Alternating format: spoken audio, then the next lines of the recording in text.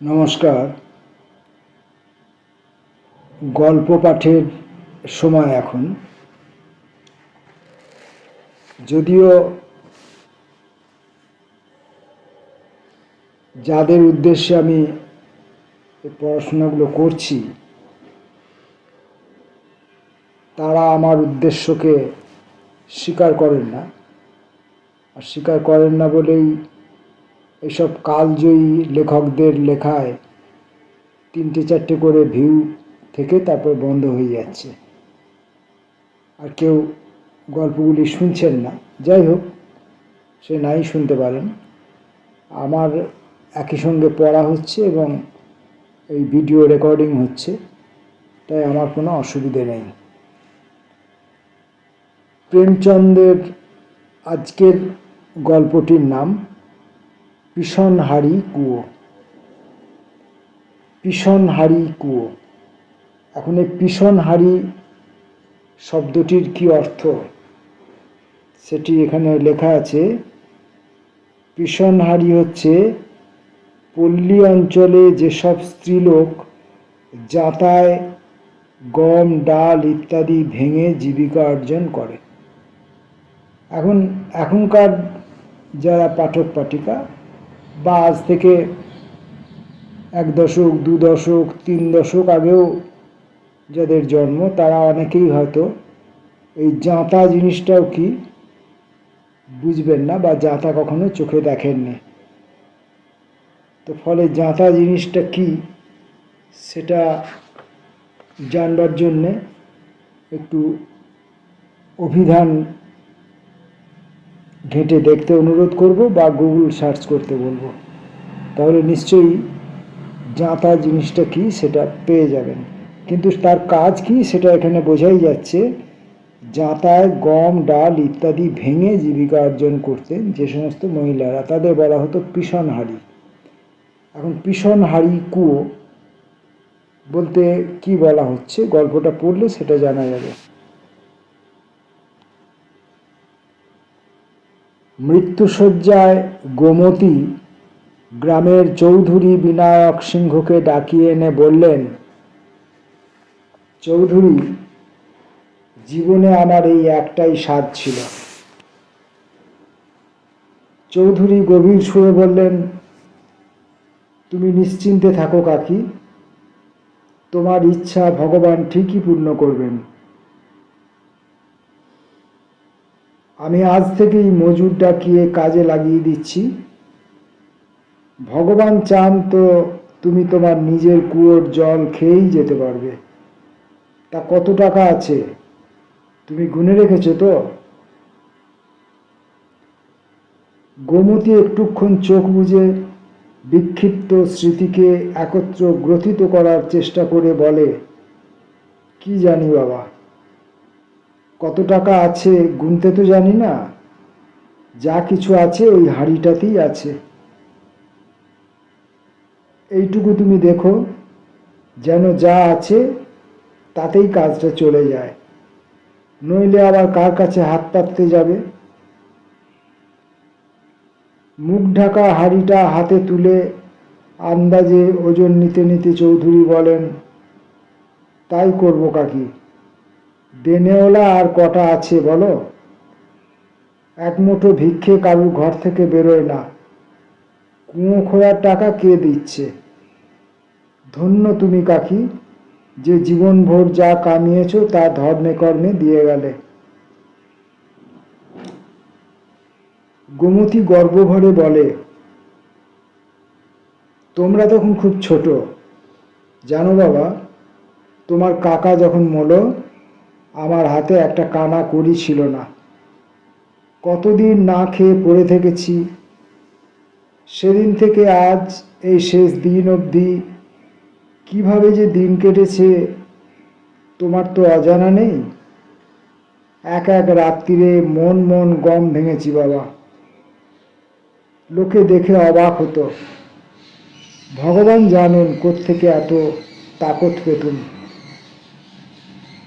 তা সারা জীবন ওই একটাই স্বাদ ছিল আমার, যে তেনার নামে একটা ছোটোখাটো কুয়ো গ্রামে হোক। আহা, লোকে নামটা তো করবে, লোকে ছেলেপুলের জন্য কাঁদে, তা আমার আর কে আছে বলো? চৌধুরীকে উইল করে দিয়ে সেই রাত্রিরেই গোমতী এপারের মায়া কাটালো। শেষ পর্যন্ত মুখে ওই একই কথা, বাবা দেখো, কুয়োটা কাটাতে দেরি করো না। গোমতী বুড়ির পয়সা আছে এটা অনেকে আন্দাজ করত,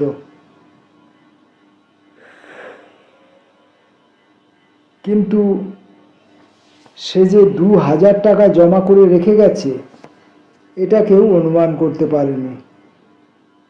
লোকে যেমন পাপ লুকিয়ে রাখে, বুড়ি তেমনি করে তার টাকা লুকাতো। চৌধুরী গায়ের মোড়ল, আর তার কোনো প্যাঁচপোঁচ নেই, ধর্মভীরু মানুষ, তাই বুড়ি তার যক্ষির ধন তাকেই সঁপে দিয়ে গেল।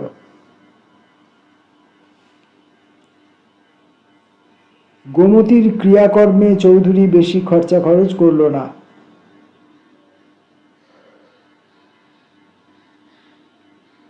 কাজকর্ম চুকে যেতেই ছেলে হরনাথকে ডেকে ইট, চুন, পাথর ইত্যাদির দরদামের হিসেব করতে বসলেন। হরনাথের আনাজের ব্যবসা, সে খানিকক্ষণ বসে চুপ করে শুনল, তারপর বললে, এখন ২-৪ মাস কুয়ো খোঁড়া না হলে কি খুব বেশি ক্ষতি হবে? চৌধুরী বললেন, পরে চুপ করে থেকে আবার বললেন, ক্ষতি আর কি, তবে দেরি করবার দরকার কি? টাকাটা তো একজন রেখেই গেছে, আমাদের মাগনায় নাম কেনা বই তো নয়। বুড়ি মরতে মরতেও কুয়ো খোঁড়ার কথা বলে গেছে। হরনাথ, হ্যাঁ তা তো বলে গেছে, কিন্তু আজকাল বাজারটা ভালো যাচ্ছে, ২-৩ হাজার টাকার মাল কিনে রাখলে অঘ্রাণ পৌষ মাস নাগাদ ভালো লাভ পাওয়া যায়। আমি বরং আপনাকে কিছু সুদ দেবো খান। চৌধুরী দ্বিধায় পড়ে গেলেন। ২,০০০, ২,৫০০ হয়ে গেলে আর ভাবনা কি? ইদারার জগমোহনে নকশা খোদাই করিয়ে দেওয়া যাবে। লোভ যে একটু হচ্ছে না এমন নয়, কিন্তু আবার একটু ভয়ের কথাও আছে। ধরো যদি মন্দা পড়ে, তখন আশঙ্কাটা লুকোতে পারলেন না, বলেই ফেললেন, ধরো যদি লোকসান যায়। হরনাথ উষ্মা প্রকাশ করল। লোকসান হতে যাবে কেন? এটা একটা কথা হলো? আহা, ধরোই না, এমনও তো হতে পারে বাজার মন্দা গেল। হরনাথ এবার উত্তেজিত হয়ে উঠে বললে, দিতে না চাও তাই বলো না কেন? তুমি সাধু মহাত্মা হয়ে বসে আছো, আর ৫ জন ধর্মভীরু মানুষের মতোই চৌধুরীও ছেলেকে ভয় করে চলেন। কাতর কণ্ঠে বলেন, টাকা না দেবার কথা কে বলেছে? তবে পরের টাকা তো একটু বুঝে সুদে হাত দেওয়া উচিত। ব্যবসা বাণিজ্যের কথা তো আগে থেকে কিছু কি জোর করে বলা যায়? ধরো দর আরো বেড়ে গেল, কি ফসল পোকায় খেলো, বদলোক শত্রুতা করে ঘরে আগুন যদি দিয়ে দেয়, কি করতে পারছো? ভালো মন্দ সবটাই তো ভাবতে হয়। হরনাথ ব্যঙ্গ করে বলে, তা এত কথা যদি ভাবতে হয়, তার চেয়ে ভাবো না কেন, যদি চোরেই নিয়ে যায় কি করছো? আবার হয়তো দেখলে রাতারাতি মাঠের ওপর পাঁচিলি খাড়া হয়ে গেছে। ভাবলে তো সবই ভাবা যায়। চৌধুরীর আর কোনো যুক্তি তোলার শক্তি থাকে না, দুর্বল মানুষ, যাত্রার দলের সেপাই, তাল ঠুকে আখড়ায় নেমে পড়া এক কথা, সত্যিকারের তলোয়ার দেখলে তার হাত পা কাঁপবেই। ইতস্তত করে বললেন, তা কত চাই তোমার? হরনাথ পাকা খেলোয়াড়, প্রতিপক্ষকে পেছু হটতে দেখেই মেজাজ দেখালো। বললে, দেবে তো সবটাই দাও, 200-400 টাকা নিয়ে কি ছেলে খেলা করব? চৌধুরী রাজি হয়ে গেলেন। গোমতীকে তার হাতে টাকা দিতে কেউ দেখেনি, লোকনিন্দার সম্ভাবনাও নেই। হরনাথ মাল গোস্ত করল, বুড়া বুড়া আনাজ ঘরে ভরে গেল। চৌধুরী একটু আরাম করে ঘুমোতে ভালোবাসেন, তার এখন ঘুম ঘুচে গেল। সারা রাত জেগে চাল গমের বস্তা পাহারা দেন। ইঁদুরের সাধ্য কি বেরোয় মুখ দেয়। চৌধুরী এমন করে ইঁদুর তাড়ালো যে বেড়াল হার মেনে যায়। এমনি করে 6 মাস কাটল। পৌষ মাসে ফসল বেচে পুরো 500 টাকা লাভ হলো। হরনাথ বলল, এর থেকে 50 টাকা আপনি নিন। চৌধুরী তেলে বেগুনে জ্বলে উঠলেন। 50 টাকা নেব মানে? দান খয়রাত করছো নাকি? কোনো মহাজনের কাছ থেকে টাকা নিলে কমসে কম 200 টাকা সুদ দিতে হতো। আমাকে না হয় 2-5 টাকা কম দিও।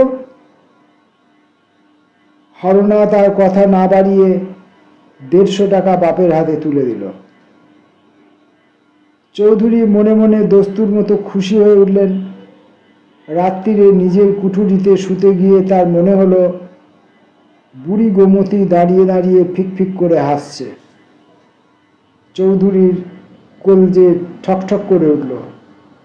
ঘুমের ঘোরে নয়, নেশার ঘোরে নয়, পরিষ্কার জেগে দেখছেন বুড়ি হেসে চলেছে। তার শুকনো মুখে বিচিত্র এক হাসির ঢেউ।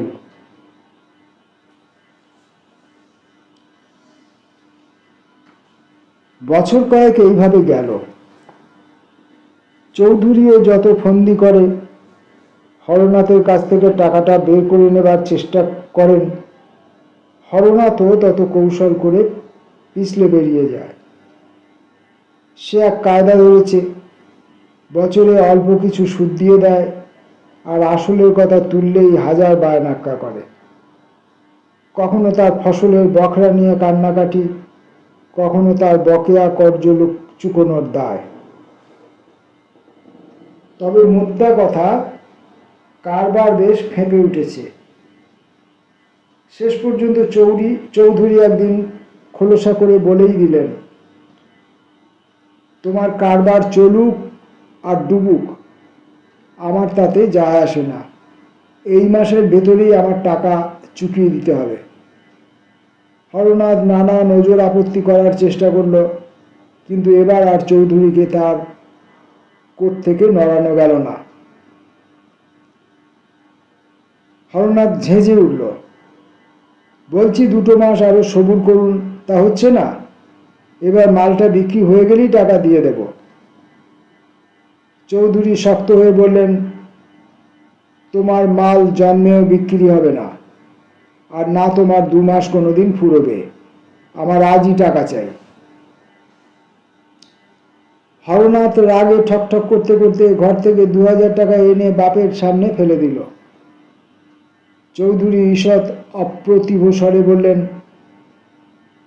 টাকা তো তোমার কাছেই ছিল। হরনাথ জবাব দিল, নয়তো কি মুখ দেখিয়ে রোজগার হয়? তাহলে এখন নয় 100-5 আমায় দাও, বাকিটা 2 মাস পরেই দিও। সবই তো আর আজকেই খরচা হচ্ছে না। হরনাথ মেজাজ দেখিয়ে বললে, আপনার টাকা আপনি খুশি হয় খরচ করুন, খুশি হয় জমা করুন, আমার দরকার নেই ও টাকায়। দুনিয়ার মহাজনেরা তো আর মরে হেজে যায়নি যে আপনার বাক্যবান শুনতে হবে।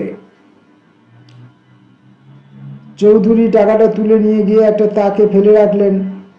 ইদারার মাপজোক করার উৎসাহে ভাটা পড়ে গেল। হরনাথ টাকাটা ফেরত দিয়ে দিল বটে, কিন্তু মনে মনে আর এক ফন্দি আঁটল। মাঝরাতে সারা বাড়ি শান্ত হয়ে যাবার পর হরনাথ বাপের ঘরের দোরের জোর আলগা করে ভেতরে ঢুকল। চৌধুরী ঘুমে আচেতন। হরনাথ এসেছিল টাকার থলে দুটো তুলে নিয়ে যাবে বলে, কিন্তু যেই না তাকের দিকে হাত বাড়ানো, দেখে গোমতী বুড়ি সামনে দাঁড়িয়ে দুহাত দিয়ে থলে দুটোকে আগলে রেখেছে। হরনাথ আতঙ্কে পেছু হটে গেল। তারপর আবার মনে হলো হয়তো ভুল দেখেছে। আবার হাত বাড়ালো, আবার সেই মূর্তি। এবার এমন ভয়ঙ্করী রূপ যে ভয়ঙ্কর এক ছুটে ঘর থেকে বারান্দায় এসে অজ্ঞান হয়ে পড়ে গেল।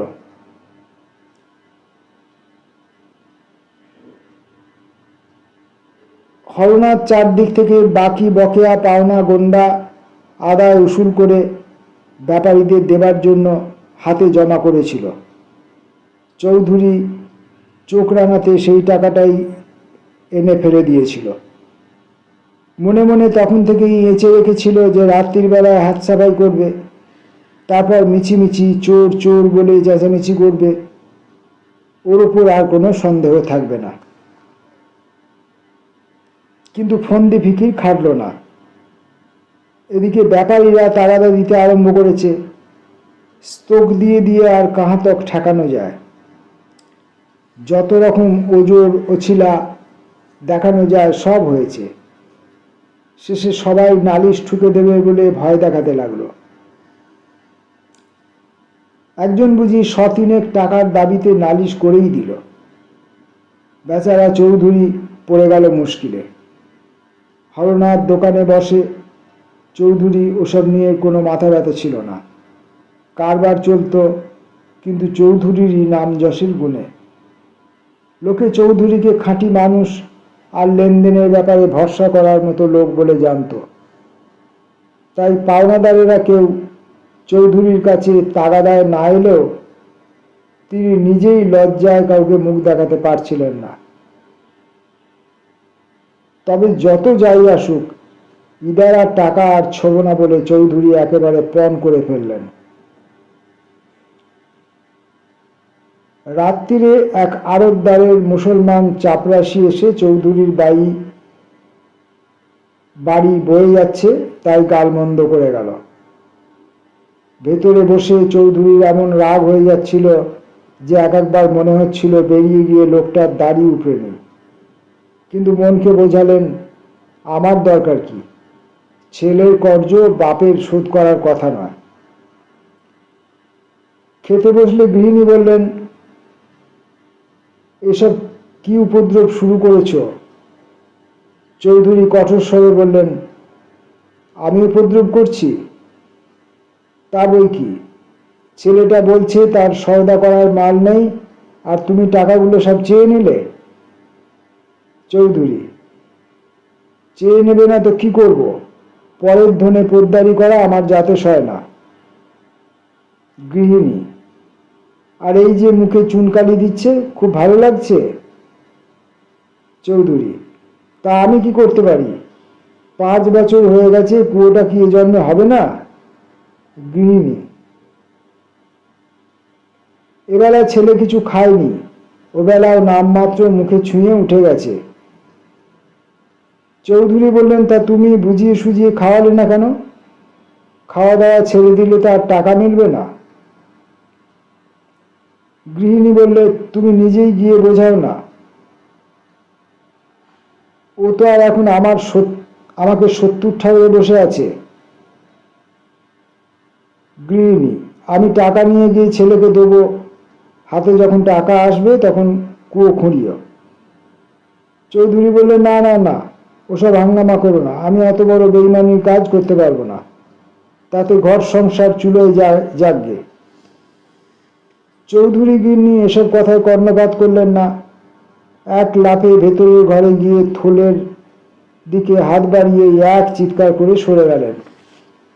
সর্বশরীর বেত পাতার মতো কাঁপছে। চৌধুরী ঘাবড়ে গিয়ে বললেন, কি হলো কি হলো, মাথা টাথা ঘুরে গেল নাকি? তাকের দিকে ভয়ার্ত দৃষ্টিতে তাকিয়ে গিন্নি বললেন, ওই ওই যে পেতনিটা দাঁড়িয়ে রয়েছে। চৌধুরী তাকের দিকে নজর করে বললেন, কোথায় পেতনি, কি বলছো? কই, আমার তো নজরে পড়ছে না। স্ত্রী বললেন, আমার বুক ধড়ফড় করছে এখনো। ঠিক মনে হলো যেন বুড়িটা আমার হাত চেপে ধরল। চৌধুরী বললেন, ওসব মনের ভুল। বুড়ি মরেছে কবে, 5 বছর হয়ে গেছে। সে কি এখনো এখানে বসে আছে? স্ত্রী বললেন, আমি পরিষ্কার দেখলুম সেই বুড়ি।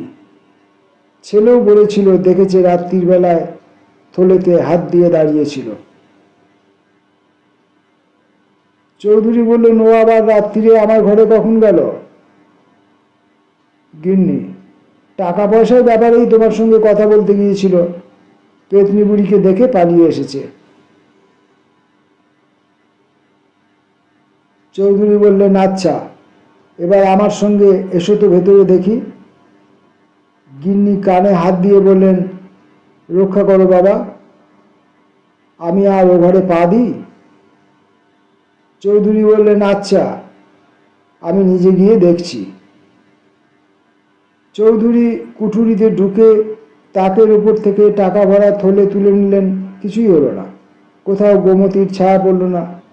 স্ত্রী দরজায় দাঁড়িয়ে উকি দিচ্ছিল।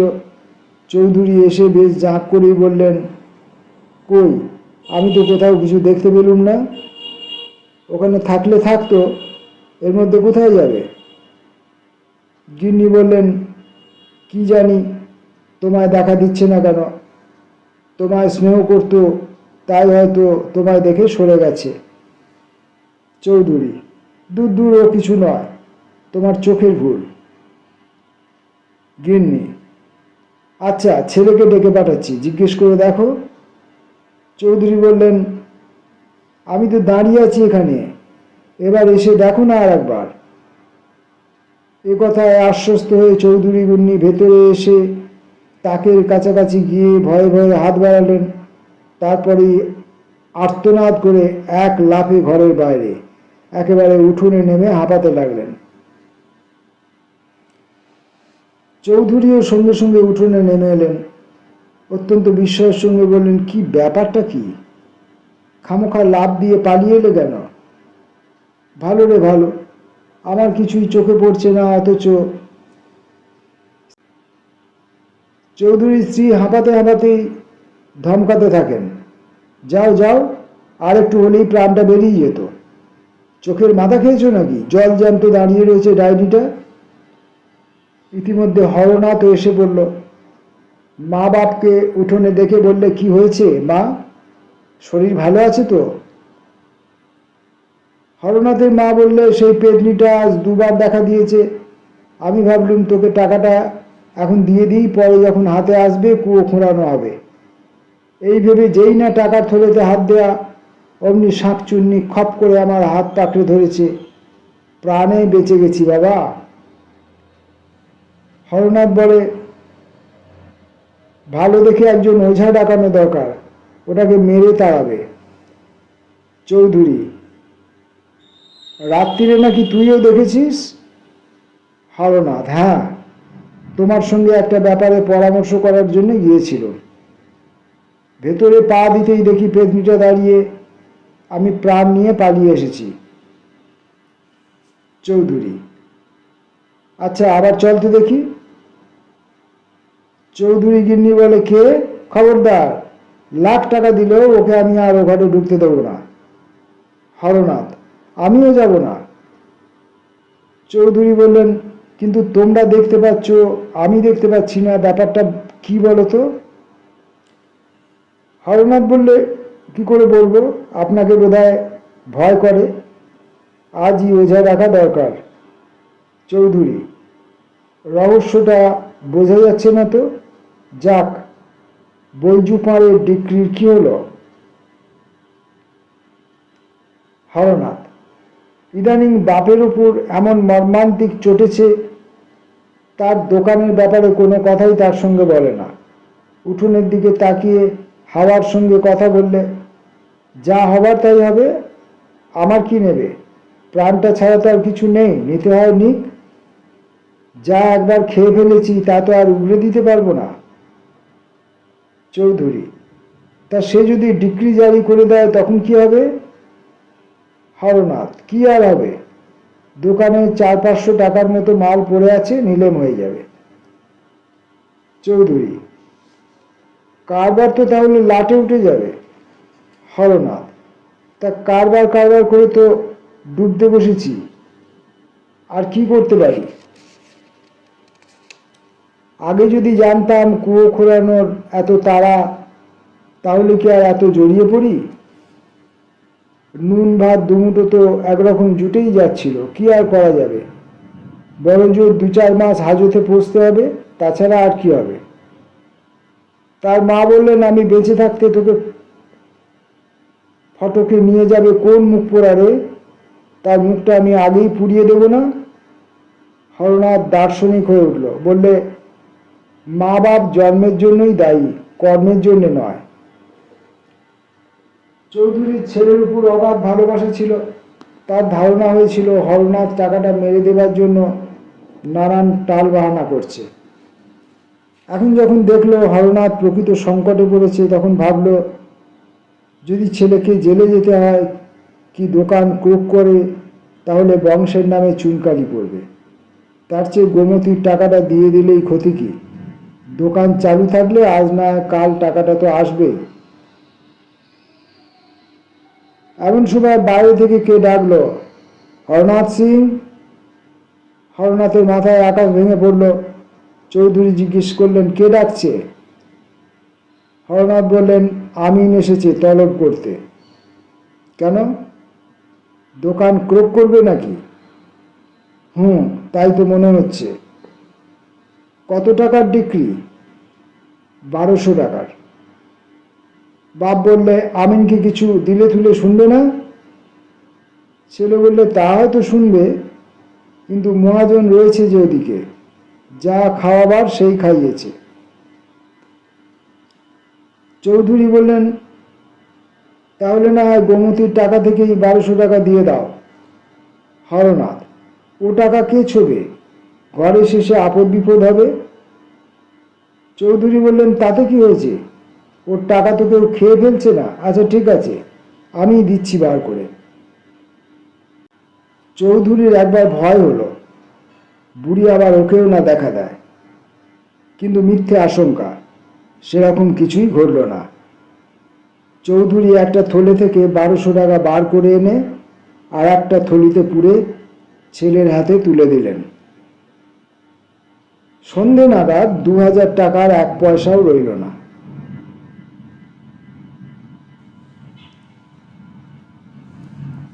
বারো বছর কেটে গেছে। চৌধুরী বিনায়ক সিংহ বা তার ছেলে হরনাথ, দুজনের কেউই আর ইহলোকে নাই। চৌধুরী যতদিন বেঁচে ছিলেন কুয়োর চিন্তায় তার শান্তি ছিল না। এমনকি মরার আগেও কুয়ো কুয়ো করে গেছেন। কিন্তু দোকানের বরাবরই টাকা টানাটানি লেগে থাকতো। চৌধুরী চোখ বোঝার সঙ্গে সঙ্গে কারবার লাটে উঠল। হরনাথ টাকাটা শিকেটা লাভে খুশি থাকতে না পেরে রাতারাতি বড়লোক হবার চেষ্টায় লেগেছিল। জুয়া খেলা শুরু করেছিল। বছর না ঘুরতেই দোকানে লাল বাতি জ্বলল। গয়নাপাতি বাসনকোসন সংসারে যথাসর্বস্ব ঘুচে গেল। বাপ গেল যে বছর, তার পরের বছর হরনাথও লাভ লোকসানের পালা চুকিয়ে ভবপারে গেল। হরনাথের মা এবারে একেবারেই নিঃসম্বল হয়ে পড়ল, রোগে পড়ল। অসুখ বিসুখ আর জোটে কোত্থেকে। মাস 3-4 মাস দুর্ভোগে ভুগে একদিন সেও চোখ বুঝল। পরিবারে মানুষ বলতে বেঁচে রইল কেবল হরনাথের অন্তঃসত্ত্বা বউ, নিরাশ্রয়, নিঃসহায়, নিঃস্ব। এ অবস্থায় কামিনের কাজ করবে তার উপায়ও নেই। পাড়াপড়শিকে ধরে সেলাই ফোড়াইয়ের কাজ করে কোনো মতে 5-6 মাস চালালো। সবাই বলে, লক্ষণ দেখে মনে হয় তোর ছেলে হবে। বেচারি সেই ভরসায় দিন গোনে। যখন মেয়ে হলো তখন শেষ ভরসাটুকুও ঘুচল। মা এমন পাষাণে বুক বাঁধল যে মেয়েটাকে একবার বুকেও নেয় না। শেষকালে পড়শিদের অনেক বলা কওয়ার বুকে যদি বা নিল, কিন্তু সে বুকে এক বিন্দু দুধ ছিল না।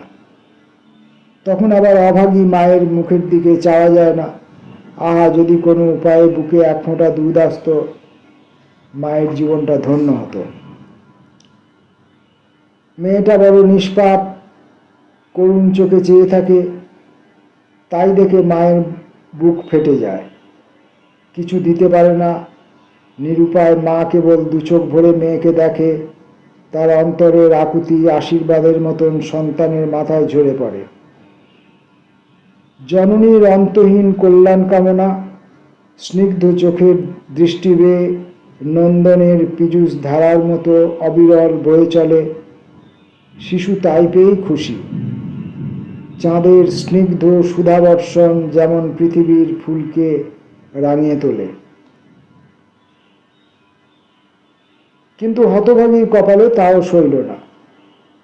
মায়ের শরীরে আর কিছু ছিল না। একদিন পাড়ার মেয়েরা এসে দেখে হরনাথের বউ মেঝেয় পড়ে আছে, আর অবুঝ মেয়েটা শুকনো স্তনে মুখ লাগিয়ে চুষছে।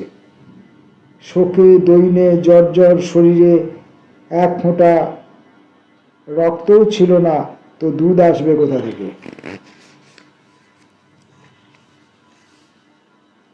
মেয়েটা তবু বেঁচে গেল। পাড়াপড়শির দয়ায় দৌড়ে দৌড়ে ভিক্ষে মেগে একদিন বড়ও হয়ে উঠল। এখন ঘাস বিচুলি কাটে। একদিন সেই মেয়ে ঘাস কাটতে কাটতে সেই জায়গায় চলে গেল, ঠিক যেখানে অনেক কাল আগে সেই পিসনহারি বুড়ি গোমতীর কুঁড়ে ঘর ছিল।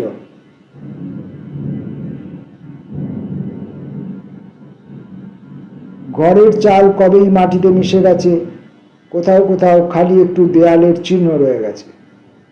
মেয়েটা কি জানি কি খেয়ালে সেইখানে গর্ত খুঁড়তে শুরু করলো। দুপুর থেকে সন্ধে অবধি গর্ত খুঁড়ল। তার যেন খিদে তেষ্টাও নেই, ভয় ডরও নেই। আঁধার হয়ে এসেছে। সে মেয়ে যেমনকার তেমনি গর্ত খুঁড়ে চলেছে। ভর সন্ধেবেলা। কিষানরাও এ সময়ও পথ মারায় না, আর মেয়েটা নিঃশঙ্ক চিত্তে বসে বসে মাটি খুঁড়ছে। আর যখন নজর চলে না, তখন উঠল। পরদিন খুব ভোরে উঠে মেয়েটা ঘাস কাটতে চলে গেল। সেদিন যত ঘাস কাটলো অত ঘাস আর কোনোদিন কাটেনি। বেলা গড়াতেই নিজের কাস্তে খুরপি নিয়ে গোমতীর ভাঙা কুঁড়ের দিকে চলে গেল। আজ আর একা গেল না। যাবার সময় গাঁয়ের দুটো ছেলেকে সঙ্গে নিয়ে গেল।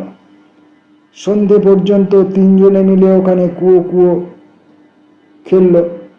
মেয়েটা গর্তের ভেতরে বসে মাটি খোঁড়ে, আর ছেলেরা সেই মাটি বাইরে ফেলে আসে। তৃতীয় দিনে ওদের আরো কজন খেলুড়ে সাথী জুটল। সন্ধে পর্যন্ত খেলা চলল। গর্তটা হাত দুই গভীর হলো। গ্রামের ছেলে মেয়েদের মধ্যে এই অদ্ভুত খেলায় অভূতপূর্ব সাড়া পড়ে গেল।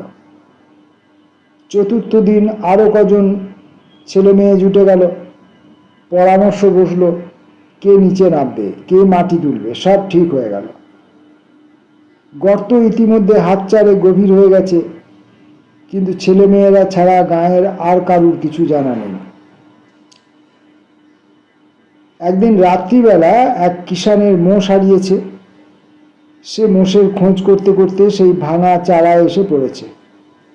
এসে ভাঙা ঘরের সামনে মাটির পাহাড়, ইয়া বড় গর্ত আর একটা টিমটিমে আলো দেখেই ভয়ে চম্পট। ব্যাপারটা আরো কজনের চোখে পড়ল। একসঙ্গে জোনাকয় লোক ছিল, কাজেই ভয়ের কোনো কারণ নেই। তারা পায়ে পায়ে জায়গাটার কাছে এসে দেখল চৌধুরী বাড়ির অনাথ মেয়েটা বসে বসে কি করছে। একজন জিজ্ঞাসা করল, হাঁড়ে, গর্তটা তুই খুঁড়েছিস? বালিকা জবাব দিল, হ্যাঁ। কেন রে, গর্ত খুঁড়ে কি করবি? এখানে কুয়ো বানাবো। কুয়ো কি করে বানাবি? বালিকা সহজ নিশ্চিন্ততায় জবাব দেয়, যেমন করে এতটা খুঁড়েছি তেমনি করে বাকিটাও খুঁড়ব। আমি আছি, আরও ছেলেরা খেলতে আসে। মরেছে, বুঝতে পারছি, তুই নিজে তো মরবি, আরও কজনকে সঙ্গে নিয়ে মরবি। খবরদার, কাল থেকে গর্ত খুঁড়বি না। পরের দিন আর সঙ্গী সাথীরা কেউ এলো না। হরনাথের মেয়েও দিনভর মজুরি করল, কিন্তু সন্ধ্যের সময় বুড়ির ঝোপড়িতে ঠিক বাতি জ্বলল। খুরপি হাতে মাটি খোঁড়াও শুরু হলো। পাড়ার লোকে মারধর করে, ঘরে বন্ধ করে রাখে, কিন্তু একটু চোখের আড়াল হলেই সে মেয়ে তার গর্ত খুঁড়তে ছুটে যায়। হাজার হোক গাঁয়ের মানুষ একটু বিশ্বাসী হয়। বালিকার এই অলৌকিক কুয়ো খোঁড়ার ঝোঁক দেখে তারা আর তাকে বাধা দিল না, বরং ক্রমে নিজেরাও উৎসাহী হয়ে উঠল। কুয়ো খোঁড়ায় নিজেরাও হাত লাগালো। এদিকে কুয়ো খোঁড়া চলেছে, ওদিকে সেই মাটি দিয়ে মেয়েটা ইট বানাতে লেগে গেল। এবার এই খেলায় সারা গায়ের মানুষ শরিক হয়ে পড়ল। আর মেয়েটা, বেশি রাতে চাঁদ উঠেছে আর সবাই গিয়ে ঘুমিয়ে পড়েছে, সেই মেয়ে একলা একলা ইট সাজাচ্ছে। কোথা থেকে যে ওর এত অধ্যাবসায় আসে কে বলবে? 7 বছর বয়স একটা বয়সই নয়, কিন্তু 7 বছরের এই মেয়েটা বুদ্ধিতে আর কথাবার্তায় নিজের 3 গুণ বয়সের লোককে ঘোল খাইয়ে দেয়। তারপর একদিন সত্য সত্যই কুয়ো হলো, বেশ বড় সড়ো ইঁদারা, পাকা শান বাঁধানো চাতাল, জগমোহন। সেদিন মেয়েটা আর সেখান থেকে নড়ল না। আজ তার আনন্দ আর ধরে না। সে কি তার গান, কি উল্লাস, যেন ঝলমল করছে। রাত্রিরে সেই ইঁদারার পাড়েই শুয়ে রইল। সকালবেলায় পাড়ার লোকে গিয়ে দেখে মেয়েটা মরে পড়ে আছে। লোকে বলা বলি করতে লাগলো, ও মেয়ে আর কেউ নয়, সেই গোমতী বুড়ি পণ রক্ষা করতে এসেছিল। সেই থেকে ওই কুয়োটার নাম জাঁতা বুড়ির কুয়ো। গল্পের নাম পিসনহারি কুয়ো, আর কুয়োটার নাম হলো জাঁতা বুড়ির কুয়ো।